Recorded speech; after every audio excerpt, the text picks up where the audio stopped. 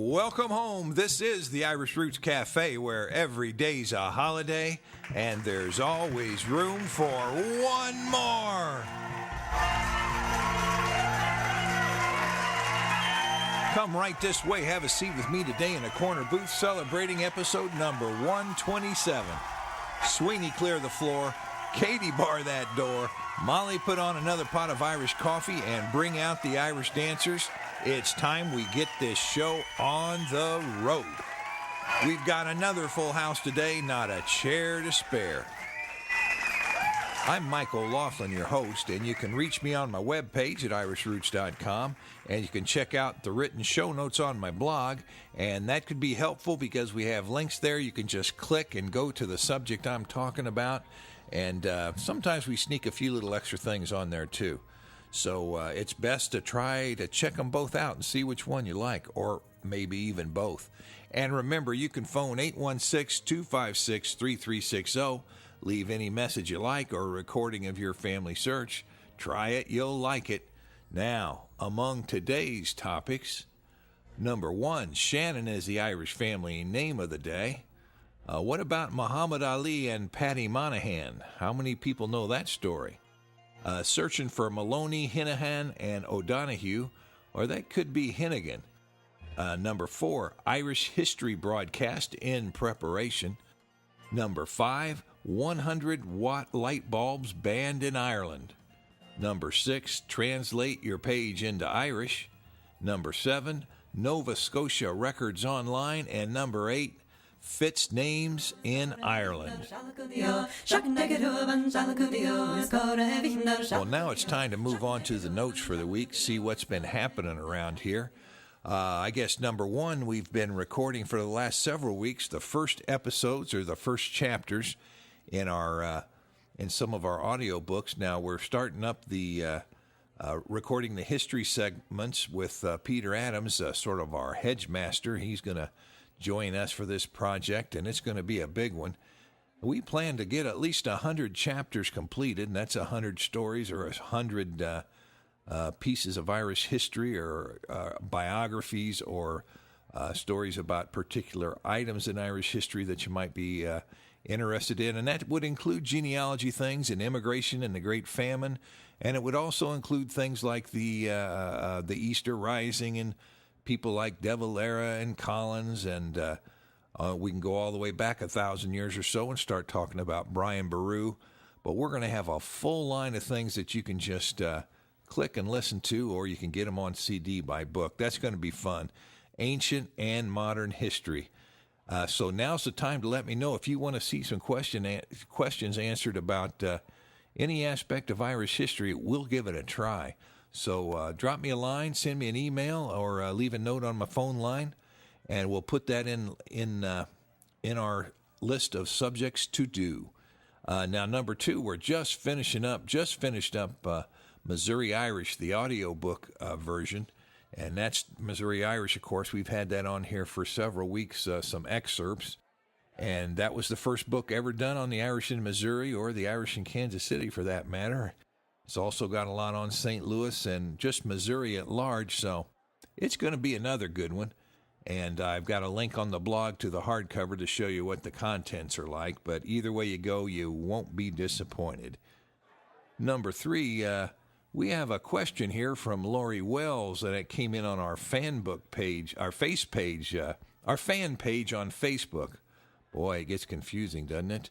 Now, I also have a link to our fan page on our blog, and you can get there just by clicking in. It's Facebook. But she writes, she says, Mike, I have a question. If there is always room for one more, then why do you have Katie bar the door? Well, that's a really good question. I can tell you're a close listener now. But, of course, the reason is we have to bar that door, the main door there, to keep the chatter down and to keep all the curious onlookers from coming in during the broadcast. So we make sure everybody knows they've got to be here just before the podcast starts or the broadcast. And then we shut that door until the podcast is finished. So it's just you and me in the room here in the cafe with folks. And nobody else, although we do have a little pass-through door at the opposite end of the room here, so they can still get a libation or a O'Brien's platter if it happens to be lunchtime.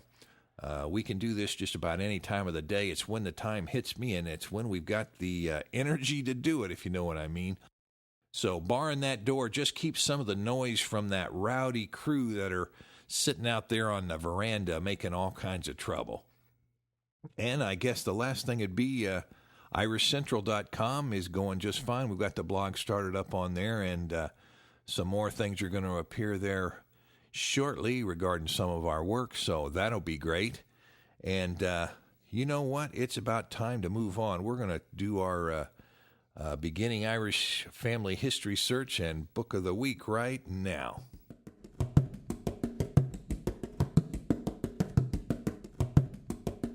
Well, we'll make the book of the week Mac, Mick, and O names, just to keep it interesting. And we're going to say, we're going to leave any deep explanation of that for later and just cover the Fitz names in Ireland, which is part 5 of a 10-part series that we're doing on beginning your Irish family history search.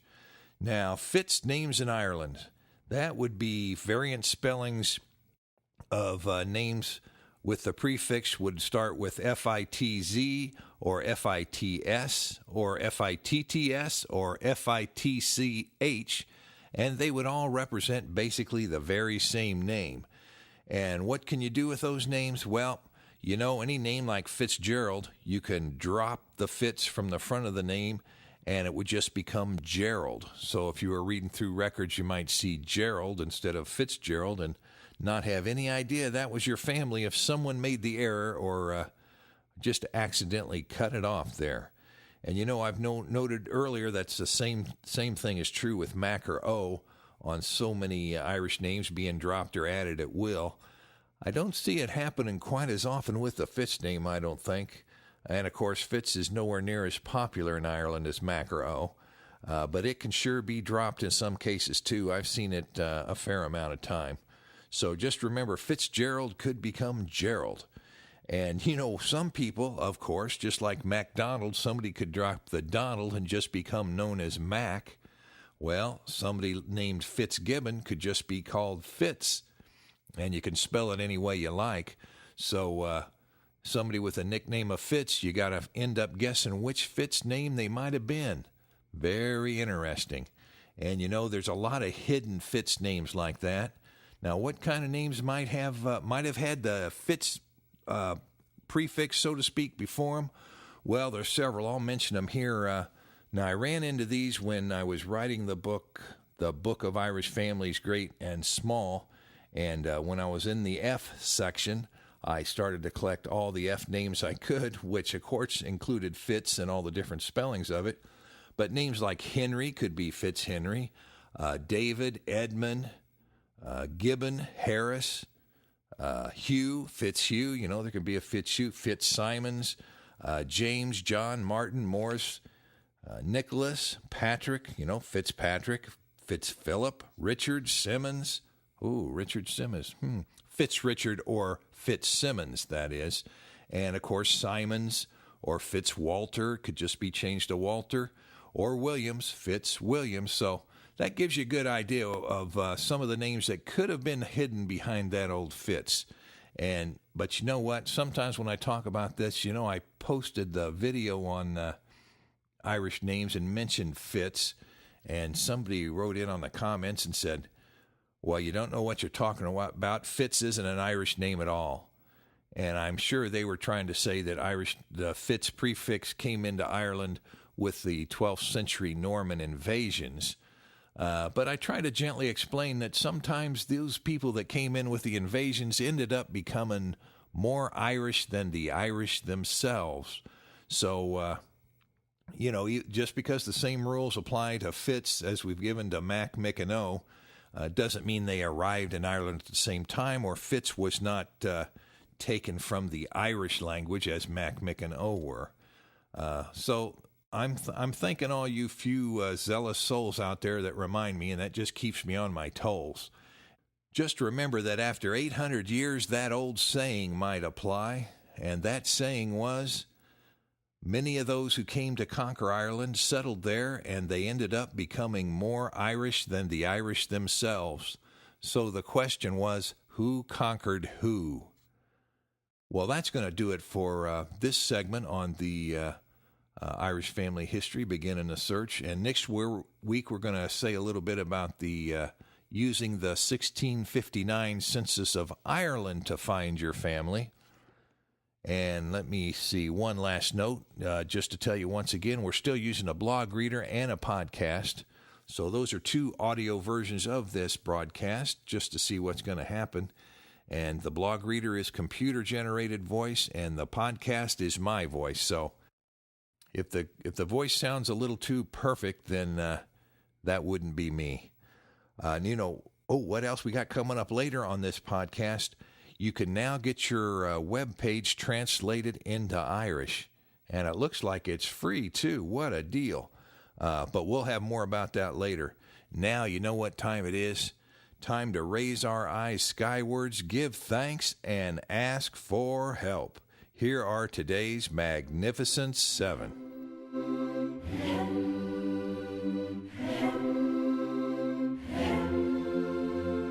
Number 1, Michael Dempsey of Oshkosh, Wisconsin.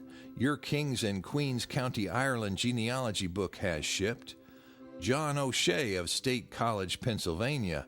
Your Families of County Cork, Ireland book has shipped. Arlen Murphy of Wheaton, Illinois. Your County Tyrone and County Clare genealogy books have shipped. Derek Walsh of Dublin, Ireland. Your Irish Families, County Wexford, and Families of County Kerry books have shipped.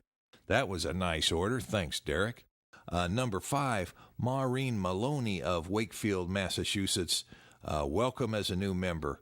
And she's looking for the descendants of Patrick and Mary Bridget Moriarty Moloney from the area of Murrow Parish and Barrington's Bridge, / Lignargy, or Lisnargy, or Lisnargy, depending on how you look at the name now. Our ancestor, she says, is John Joseph Moloney, spelling it E-Y or spelling it O-L-O-N-E-Y or A-L-O-N-E-Y, who was born about 1864 and left Ireland about 1880 to the U.S. Boston, Wakefield, Massachusetts area. He had a number of siblings: Mary, born 1858, Catherine, 1861, Patrick, 1866, Michael, who died at birth, Michael number 2 in 1871, and Martin in 1874, who died in Dublin. If there's anyone connected to this family, please contact us, he says, and that means you just let me know, and I'll pass the word on to Roger, or Maureen, whoever the case may be. Number 6, welcome Anne Blackshaw of Auckland, New Zealand, new member. My maiden name is Henaghan, she says, and I have family and rental records advising that the Henaghans lived in Belmullet, County Mayo. My grandfather left home and traveled to Glasgow, Scotland, where I was born. I would like to find out what happened to his sisters who went to USA. Boston comes to mind for some reason. Love your podcast. Kind regards, Anne Blackshaw. Now a New Zealand citizen. Well, bravo. That sounds like a nice place to be. You'll have to keep us updated with things there. I know I've got a New Zealand contact or two on Twitter. You can find out all kinds of history about anywhere in the world there, so that's one of the good reasons for being involved with that. Let me see, number 7, new member Dwayne O'Donoghue of Maxville, Ontario, Canada. Searching my O'Donoghue, however you spell it, ancestors from County Clare. Could we have been moved there? Well, you know it's possible, and then it's also possible that some of the County Kerry Donohues just naturally migrated up that way. I remember since my family, OLaughlin family's in Clare, and my Donohues were in Kerry, I was always looking at those tombstones for the O'Donoghue or the O'Laughlin name. And down there, really in the southern half of Clare, I ran onto a patch of O'Donoghue tombstones where I didn't expect to find them. So I sure know that they're in the county, and There was at one time a ruling made that they were going to ship those O'Donohues up to County Clare, but I don't know if it actually officially happened or not. But that reminds me, thanks to all of you members, because without you, I couldn't do the podcast. I couldn't do the new Irish history podcast I'm doing or continue on with the genealogy things I've been trying to do for the last 30 years. So thank you very much. Now it's time we move on to the Irish family name of the day.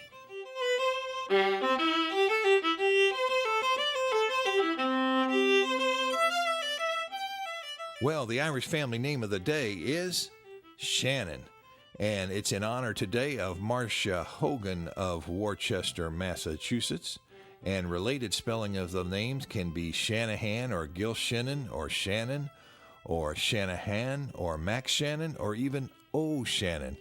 So really, you've got an O, a Mac, or a Gil prefix that can be affixed to names that became Shannon. And that's part of variant spelling group 714, 1859, 1860, and 3117. And that's taken from the Master Guide to the Various Spellings of Irish Family Names. Now, we'll just take a few glances at the history of the name from the Book of Irish Families, Great and Small, and it tells us that the name of Shannon can come from one of at least three separate origins there. They could descend from O'Shanahan, O'Sheenan, or from MacGill Shannon. Now, no research that we have found has connected the name directly to the River Shannon, although you sure couldn't say that some immigrant who was lonely for County Clare or the River Shannon anywhere along the route there couldn't have just changed his name to Shannon. Or if the sheriff was after him and he had to change his name from O'Reilly, he could have quickly made up his mind that he was named Shannon. But that's pure speculation. Now, the O'Shannon family was anciently found in County Carlow and Wexford, but it's not numerous there in either the 1659 or the 1809 indexes we have, and spelled simply as Shannon, the most common way. The name was found most often in Antrim, Clare, and Roscommon in the 1890 index. And let me see, there's a couple more paragraphs, but according to Keating's history, Shanahan was also anglicized mistakenly into the surnames of Fox and Shannon. So it was a separate name in the beginning, but there it's split into two different lines. So if you're getting your DNA test made and you find that your name doesn't match what you thought it did, remember that's always a possibility. Now we take a look at the Irish family coats of arms, and we don't see one for Shannon listed, and that's just fine because a lot of patriotic Irish families never got there. And hey, you know what we got coming up later on in this episode? Who won the Rosa Tralee contest this year? It wasn't the running favorite that we mentioned last time. Even though the odds were in her favor, it didn't happen. We'll find out who got it here in just a second. And we'll take one last look in the free master index search of Irish names on my webpage. We find Shannon 81 times listed there. And, we'll just take 7 of them like we usually do. We find Dover, New Hampshire listed as a stronghold of the Shannons in the Journal of the American Irish Historical Society, volume number 7, and O. Shannon in the Families of County Limerick. And then we see C, J, and T. Shannon in Irish Families on the California Trail. And Shannon, of course, is listed in Missouri Irish Book. I know Shannon was a big name in early Kansas City, too. Shannon Dry Goods. And then there was a whole other Shannon family that were supposedly not related. And Shannon is found in the 1659 census and in the Birth Index of Ireland. And you can also find it in the Surnames of Ireland book with 200 family maps. So there's plenty of references to that family. And boy, we're going along just fine today. We're going to move right on now to the websites of the week.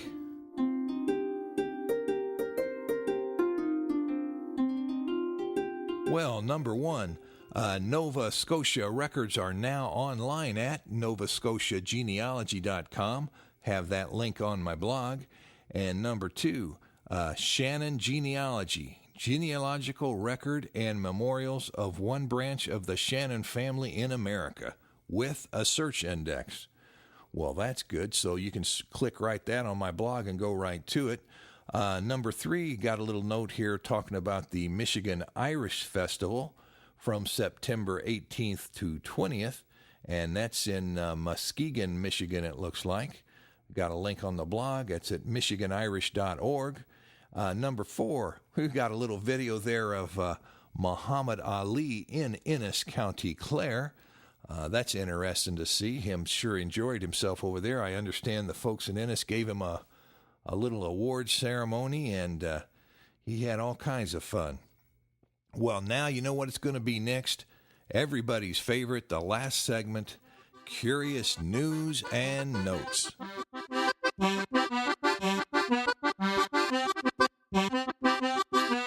Number 1, well, the production of the 100-watt light bulb is now banned in Ireland.